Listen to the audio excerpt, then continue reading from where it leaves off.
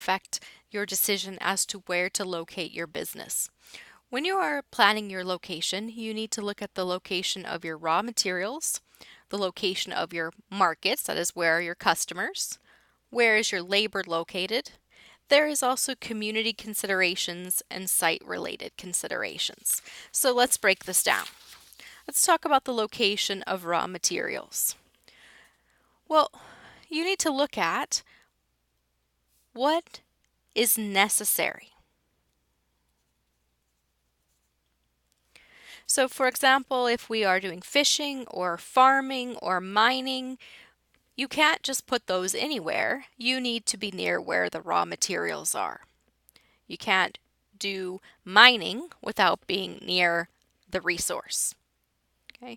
We can look at, for example, why Nova Chemicals, why do they have one of the world's largest plants for producing ethylene and polyethylene?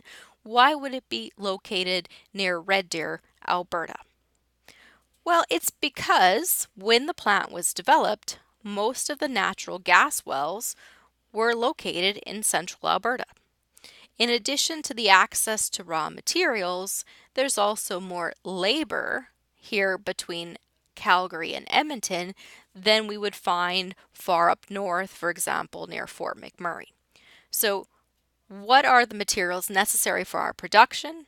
And sometimes that restricts where you are located. You also need to look at, are the materials that you are using to make your good or provide your service, are they perishable? So for example, if you are producing milk, then you are going to be located near the dairy farmers. If you are providing frozen vegetables, well, we want to flash freeze them immediately after they're harvested. So it doesn't make sense to harvest the vegetables in California, ship them across 2 states, and then freeze them and prepare them. We want to freeze them at peak freshness. So the manufacturing plants are located right near the fields. We also want to look at transportation costs. How much does it cost to move your materials or your product? So for example, if we look at lumber, then and the production of paper, it doesn't make sense to cut down trees and move the lumber across long distances before turning it into a final product. It makes much more sense to turn it into paper and ship the paper out. So we often see that paper mills are located close to where the lumber is produced. So when we're looking at the location of raw materials, we must consider, is it necessary? Is it perishable? And what kind of transportation costs are there? The second thing we need to consider is the location of the market. Where are the customers?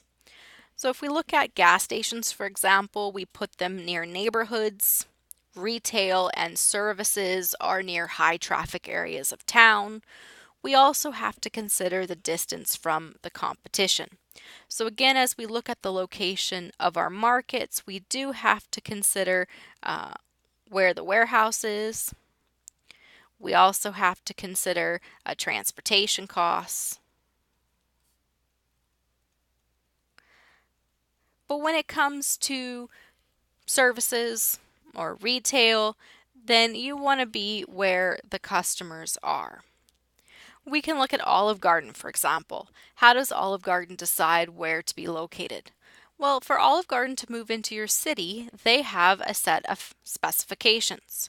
You must have a minimum population of 100,000.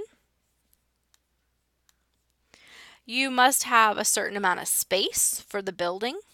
You must have a certain number of parking spots available specifically for Olive Garden. And so for Olive Garden to come into your neighborhood or into maybe you have a retail area, retail space, you must meet these specifications. And these specifications are outlined based on that proximity to the market.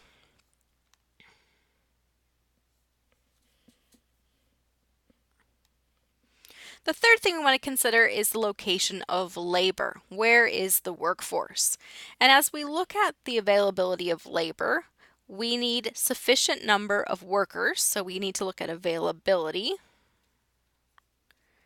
We also need to consider how much it costs. So what are the wages in the area? We need to look at the productivity of that workforce. So what kind of skills do they have? Training available? And we look at the presence of unions.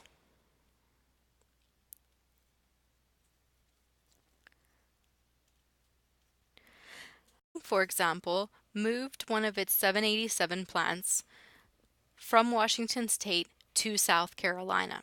And they did this because Washington State was a union state and South Carolina was not. So why does the presence of unions matter? Well, why do unions exist? Unions exist to ensure that workers get better working conditions and better pay. What that means to the business is that hiring union workers is typically more expensive. And so what we see is that businesses choose their locations, of course, based on cost. Cost of workers, cost of resources, and having the presence of unions can increase those costs. So as a business decides where to locate, they have to look at the cost of labor. You also have to consider the cost of living in that area, because if it's an expensive place to live, then the company will have to pay its workers more to be located there. So the cost of living in an area matters. So we talked about the location of raw materials, the location of markets, the locations of labor. We also have to take into consideration community considerations. And often this is in the form of taxes. What kind of taxes do you incur based on that location? So if we look, for example, at why they film TV shows like Vampire Diaries and Walking Dead in Georgia, it is because of the subsidies. So by having your business in that state, Georgia gives you subsidies of up to $140 million per year. You get income tax credits of 30% and they waive the sales tax. So as states and provinces and towns are trying to encourage business to come to their location, they often do this in terms of lower taxes or tax credits. If we look at Canada, why are most movies and TV shows filmed in British Columbia? Well, that's because British Columbia pays a lot of money to get those companies to come here. For example, if you film a movie in British Columbia, you can have tax breaks up to 33%. It's even more if you hire British Columbians to be in the film. As of 2012, British Columbia spent $350 million a year on subsidies. So as you're looking at your location, you have to consider the community. What are the tax implications of being in that community, municipal, provincial taxes? We also want to look at other community considerations in terms of what kind of services they provide. And in that case, what we're looking at is more of a site-related consideration. We're looking at proximity to support services.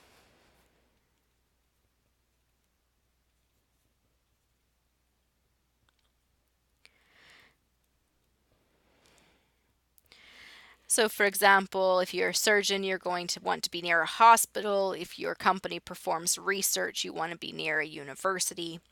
We need to look at proximity to transportation. So if you are a company like Nova or Dow that deals with moving plastic pellets, moving natural gas, then you're going to need rail lines, you're going to need shipping distribution. So there's site-related issues we have to consider. If you're a liquor store, those site-related considerations can be municipal restrictions as to where you're located. It also, your location will determine your chance of success. So studies show that if your liquor store is located near a grocery store, you have almost a 100% chance that your business will succeed in that first year. Now, in Alberta, we have restrictions on where liquor stores can be located. They must be operated as a separate business and be at least 5 meters from other businesses. If we look at particular cities, there's even more restrictions as to where your liquor store can be compared to other liquor stores. So if we look at St. Albert, for example, there's restrictions as to where your liquor store can be located. In northern Edmonton and St. Albert, you must be at least 500 meters from another liquor store. Why? Because if there are too many liquor stores in one location, then you tend to have issues with drunk and disorderly and policing. And so there are site-related considerations as you look to where you should be located. Do you have the support services you need? Do you have the transportation you need? And are there zoning limitations in terms of where you can be located? So as we decide our location for our company, we look at where are the raw materials? Do we need to be close by? Where are the customers? Where is the workforce? Is there considerations that might make us choose one community over another and one site over another within a community? Finally, what we want to do is we want to look at why do foreign companies come to Canada? So why would they choose Canada as their location as opposed to, say, the US? Well, if you are delivering goods to Canadian customers, it makes sense to be located in Canada. So when we look at Toyota, when we look at Dell Computers, they manufacture here in Canada. Why? To reduce the delivery time and cost to the Canadian customers. So rather than manufacture Toyota and ship it across overseas, it's cheaper and more efficient to have it close to where the customer is. We also see that foreign companies come to Canada for the access to natural resources. We have good infrastructure, power, telephone, internet. Resources like oil bring foreign companies in. We have political stability. So as a company, you know what your taxes will be.